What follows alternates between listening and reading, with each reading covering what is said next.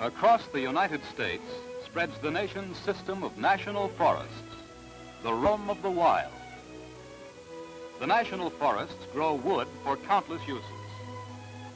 They protect watersheds, help prevent floods, constant stream flow. They provide water for irrigation and many domestic uses. They supply grazing live forage. Containing some of the wildest, roughest, most scenic lands in America, the national forests are also cherished vacation lands. Furnishing all types of outdoor recreation, they are havens of escape, rest, and solitude. And here, as nowhere else, the hearts of sportsmen and nature lovers quicken with anticipation, for the national forests are great wilderness homes for America's wildlife. 1/3 of all our big game animals and myriad smaller animals and birds claim the national forests as their home. Here, millions of four-footed and feathered folk of the wild, large and small, must find food and shelter for themselves and their young. Many of us think of the birds and animals in our forests as creatures separate and apart, independent of the lands on which they live. It is commonly believed that if they are protected from the guns of hunters and the snares of trappers, this is sufficient to keep them healthy and happy in their wilderness home. It is true that a certain amount of protection as provided by state and federal game laws is essential. But even more vital than game laws to our wild birds and animals is an assured year-round supply of the grass, weeds, shrubs, and trees which provide them with food and cover. Without food, no man, beast, nor bird can survive. This thistle, for example, to most of us is simply a weed. But to the hummingbird, it's a magic distillery whose destruction would deprive him of liquid nourishment. In nature's garden grow roses, sedges, bluebells, and composites, decorative and delightful to look upon, but also food for the elk, the mountain goat, the ptarmigan. Here, too, grow beard tongue, yarrow, balsam root, buckwheat, daisies, painted cup, aster, beargrass, lady slipper, pasque flower, buttercup, and the wild geranium. All are food for residents of the wild. Mushrooms are especially relished by deer. And this brilliant autumn foliage should be viewed not alone as a bounty of nature to reward the human eye, but as a source of food for our four-footed vegetarians. These quivering painted leaves are the consummation of captured sunbeams combined with raindrops and minerals of the soil, vitamins for the folk of the forest. Migratory waterfowl feed on plants which grow in swamps and along the margins of lakes and ponds. The mallard duck, Canada geese, and the dapper wood duck with his less colorful mate follow the food supply from south to north. In the fall, when the young have been reared and northern food supplies are frozen, they return again to southern climes.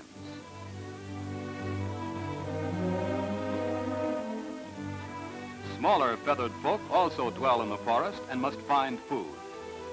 The Canada jay comes boldly into camp for crumbs and scraps. The titmouse and the chickadee prefer insects. The cardinal and the junco are mainly seed eaters. For the smaller forest animals and birds, Mother Nature's cupboard, unlike that of Mother Hubbard, is seldom bare. The eastern gray squirrel, a familiar game animal, gathers nuts and stores them away for winter use. The white-plumed kaibab squirrel of Arizona feeds on seeds and shoots of the ponderosa pine. The rock squirrel on the Coronado National Forest makes a meal on the flowers and fruits of the milk pea vine. Burr cottontail supplies more meat to American tables than any other game animal. Here's his cold country cousin, the snowshoe rabbit. Old man porcupine's appetite for bark sometimes causes extensive damage by girdling and killing valuable forest trees. If allowed to become too numerous, the lesser forest animals, like the larger vegetarians, would eat themselves out of house and home. So nature provides checks, such as the golden eagle. This prairie dog lunches on the roots and stems of the fringed sage. A moment later, he in turn makes lunch for these eaglets.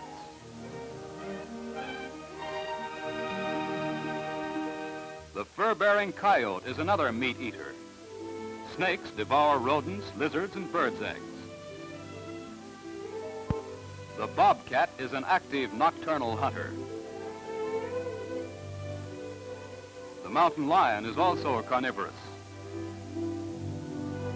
But while nature intended some animals and birds to be prey for others, she safeguards the preyed upon with some remarkable protective markings and coloration. Forest visitors pass thousands of animals whose presence is never suspected. This hillside is literally alive with bighorn sheep, and yet they can hardly be distinguished until they move. The ptarmigan is a classic example of nature's camouflage. Though clearly in the open, his protective coloration blends so perfectly with the lichen-covered rocks in the background, he is nearly invisible even at close range. This little fellow is so sure of his protection, he thinks he can even creep away without being seen. A resident of the timberline country, the white-tailed ptarmigan summers in flowering alpine meadows. Here its young are safely reared and trained in what to eat, what to drink, and how to bathe themselves with dust. When fall comes, the ptarmigan exchanges its summer coat for one matching the hues of the frosted vegetation. In winter, its raiment is spotless, as white as the snow. Even his sharp-eyed enemies must look twice to pick out the ptarmigan from his winter environment. Only the fact that he must sometimes dig to eat mars his camouflage. Here, his earth-soiled face betrays it. The ptarmigan's winter diet consists of willow bark and buds. Had this thicket been destroyed last summer by an overlarge elk herd, the ptarmigan's winter larder would now be empty, and before spring he would die of starvation. Well fed, shielded from the cold by the thickness of his coat, and from his enemies by his protective color, he rests secure and even doubts that he has been seen by the cameraman. Counterpart to the ptarmigan in nature's protective coloration is the sage grouse, the largest member of the grouse family. Sharp eyes are needed to find the bird in this picture. Time after time, the sage grouse flushes from the exact spot you've been watching. Seldom is it seen until it's running or winging away. Hidden under sagebrush, nests are seldom molested by grazing animals, and yet they're handy to roving predators.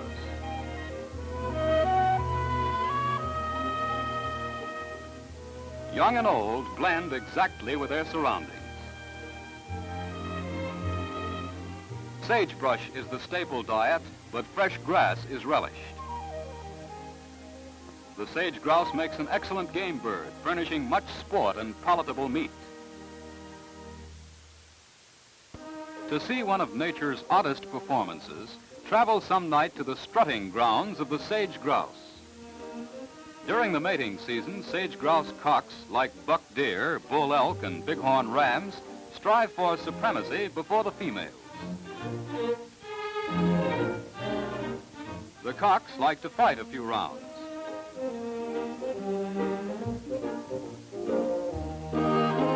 Then they compete in a unique strutting exhibition. With tails spread and air sacs inflated, the solo dance is repeated again and again.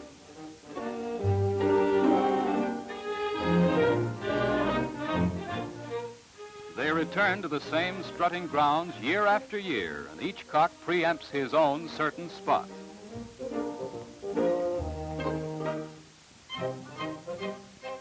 The hens emerging from the seclusion of surrounding sagebrush clumps casually view the performance and choose their champions.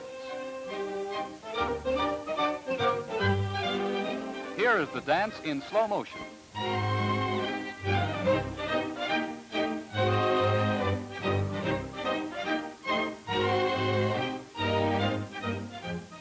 Strutting goes on until the sun breaks over the horizon, and then the lovemakers spread their wings and disappear into the surrounding cover. The wild turkey, king of all American game birds, finds safety in his wariness and keen eyesight. These western or Miriam turkeys are feeding in the Apache National Forest in Arizona. Living on grass, seeds, acorns, and similar foods, these fine birds are also found in the forests of the southeast. Here is the Franklin grouse. Having no fear of men, this bird can be approached near enough to kill with a stick, and since it trusts men, is commonly called fool hen. The Richardson or blue grouse is a native of the high open ridges of the Northwest. Most pressing of all wildlife management problems in the national forests is that of maintaining adequate food supplies for the large and increasing numbers of big game animals. Here on the Kaibab National Forest roams a herd of bison. Prior to the arrival of white settlers, these magnificent animals numbered in the millions, with fabulous herds freely migrating north and south over vast areas of the United States from Canada to Mexico.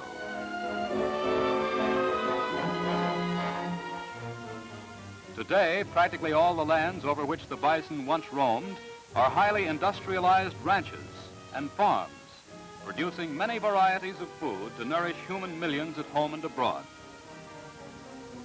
That the bison remains a part of the modern American scene is due not to protection against hunters alone, but because his numbers are adjusted in parks and other public areas against his own hunger. The amount of plant food that can be grown on his present restricted range has been carefully reckoned. Each year, surplus animals are removed from the herd to keep the numbers in balance with the supply of food. This is good management, the only kind under which the bison could survive. As with the bison, the welfare of every American big game animal is dependent on adequate food. Here, the proud antlered elk appears in the winter fastness of the Teton National Forest. His native winter home was on the foothills where snows are less deep and food is more easily available. Today, his original winter feeding grounds are ranch lands from which the elk is excluded. During the summer months, elk find good forage on high grassy slopes and ridges and in upstream valleys and meadows. Protected by state game laws, elk in the national forests have doubled and trebled in number until now they tally nearly 200,000. In a few places, a year-round food supply is available to feed more elk than are now present. But in many places where winter food supplies are insufficient, overgrown herds are annually dying from starvation, a death far more agonizing than that from the sportsman's bullet. Like the bison, elk stay together in herds or bunches both in summer and winter. The great spreading antlers of the bulls are shed each winter. During the summer, they produce new ones, velvety and tender at first, but later hardened and polished for the battles of the mating season when the bulls fight to win and hold their harems. Elk hunting, except when indulged in along migration routes, is strenuous and requires skill in stalking. But if healthy animals are to be preserved, adequate hunting to keep their number in balance with the available winter food supply is required as an essential part of good management. Food is also the crux of modern existence for the deer, most widely distributed, most popular, and most important of all our big game animals. Deer of various species in the national forest total well over 2 million. Wildlife estimates made annually show that from a few to 5,000 deer feed on each of 61 national forests. 5,000 to 20,000 deer feed on each of 77 national forests. And from 20,000 to 70,000 deer feed each of 28 national forests. Deer are browsing animals, feeding mainly on the leaves and twigs of shrubs and young trees.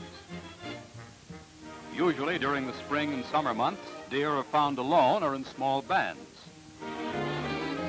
Seldom is a whole family, buck, doe, and fawn, found together. This is a rare scene. Fawns usually stay close to their mothers. When they're hungry, warm milk is always on tap.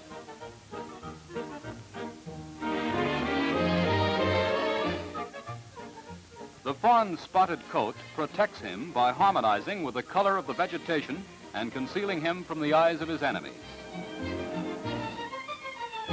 Rarely can he be caught against the sky. The buck deer, like the bull elk and the moose, sheds his antlers each winter. A new set of antlers is grown each summer. By fall, the velvet is polished off, and the bucks are again ready for the battles of the mating season. Winter is the critical time. In heavy snow, deer commonly bunch or yard up and move to lower elevations.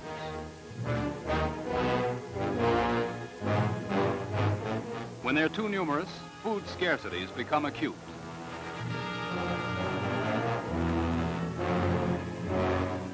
Everything within reach is eaten and the herd starves.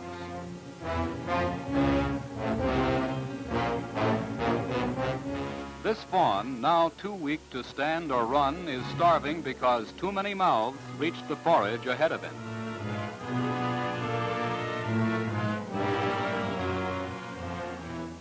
Famine breeds weakness, making the animals easy prey to both predators and disease. Each year, thousands of deer, which should have been harvested by hunters, are lost by winter starvation. Inside this enclosure, deer have been excluded. Plants are healthy and deer food abundant.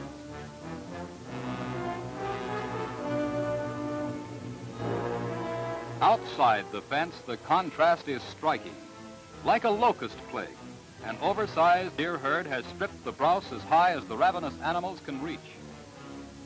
Plants, which are food factories for wildlife, can produce only so much nourishment. When overtaxed, they die. Nothing to eat here and no chance for this dead shrub to reproduce itself. This overgrazed range is ruined and will support very few deer until nature rebuilds it over a period of years. The solution lies in maintaining a balance between the game animals and their food supply through a systematic harvesting of the annual game crop. Artificial feeding of overlarge herds of deer and elk produces weakened and diseased animals and favors epidemics. Elk and deer seldom move voluntarily from congested areas. Driving, trapping, and forceful transfer of the animals has proved either impossible, impractical, or hopelessly inadequate. The moose, frightening in appearance with his great palmate antlers, long legs, and ungainly body and head, is the largest living member of the deer family. At home in the northern swamp and lake country, the moose has increased his numbers in the national forests until, in spots, his food supply is in jeopardy. The moose subsists largely on willows, aspen leaves, and water plants. This young bull is feeding on sedge. During the mating season, the bull moose becomes a dangerous animal in the woods. Striking with antlers and front feet, he can cut a cornered opponent to ribbons. Though hunted mainly as a trophy, the moose is a good meat animal. The flesh is firm, palatable, and nutritious. Frontier settlers, like those on the Chugach National Forest in Alaska, depend on the moose to fill out their winter larder. Though awkward appearing, the moose propels his giant antlers and big body through heavy brush, across water, and even through marshlands with astonishing ease and speed.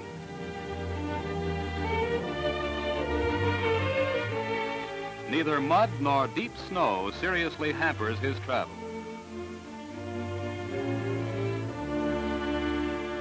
The pronghorn, America's fleetest animal, best known as the antelope, is at home on dry sagebrush flats. Curious, often to the point of their own undoing, they're almost as intrigued with the cameraman as he is with them. Both bucks and does have horns, the outer shells of which are shed each year. Note the odd camouflage markings, more pronounced than in any other large American game animal. A native of the plains, the pronghorn has in certain places been forced to move up into forested areas. Subsisting mainly on sagebrush and weeds, they often destroy the browse on which they depend and leave the grass untouched. This resident of rocky crags and pinnacles is known as the mountain goat. Although he looks and acts like a goat, he's actually an antelope, related to the Eurasian chamois and the great game antelopes of Africa.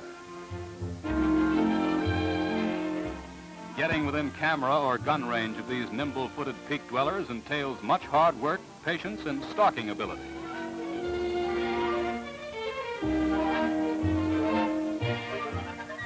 Sharing the high mountain ridges and inaccessible peaks with the mountain goat live the bighorn or mountain sheep.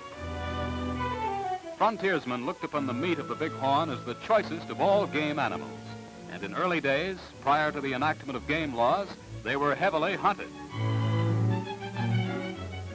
Reduced by poaching, predators, and a virulent epidemic, the bighorn was once thought doomed to extinction.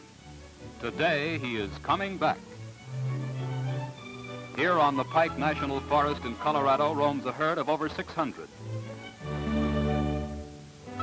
The magnificent heads of these rams, the alert, healthy ewes, and the large number of lambs are characteristic of a well-fed, growing herd.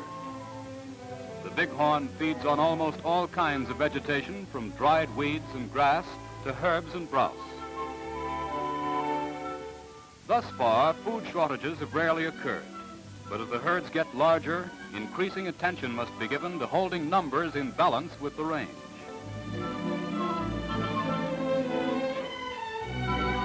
The ewes also have horns, but unlike the rams, they're light and small. Lambs are born at high elevation in inaccessible rocky places and are adept at mountain climbing almost from birth. During the mating season, there is militant rivalry between the rams.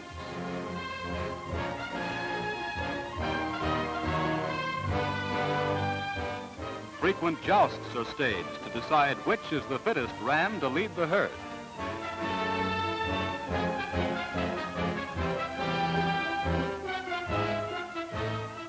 Champion and challenger square off from 10 to 40 feet apart, then charge and crash with terrific impact. A wave of compression passes through their bodies. Often their hind feet leave the ground. After colliding, they rest briefly, waiting for the stars to clear from their heads, and then, wham! They ram each other again and again until one or the other is admitted to be the victor.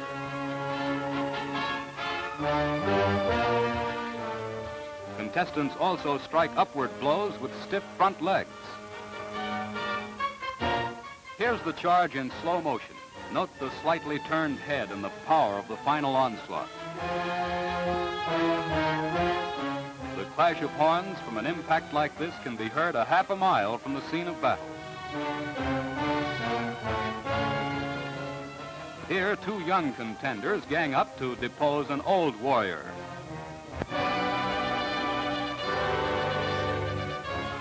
But all they can do is push him around.